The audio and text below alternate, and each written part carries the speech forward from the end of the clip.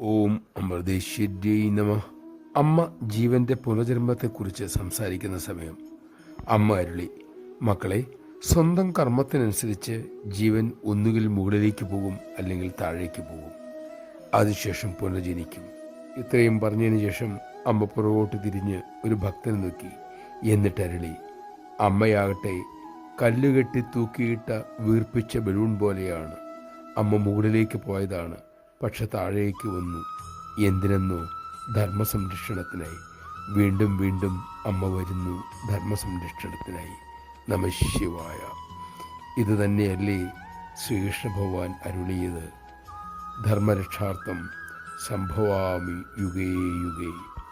അമ്മ ആരാണെന്ന് ഇതിൽ കൂടുതൽ സുവ്യക്തമായി എങ്ങനെ വെളിപ്പെടുത്താനാണ്? അമ്മയായി കാണുമ്പോഴും അമ്മ അവതാരമാണെന്നുള്ള ഓർമ്മ നമ്മുടെ മനസ്സിൽ തെളിഞ്ഞു നിൽക്കട്ടെ.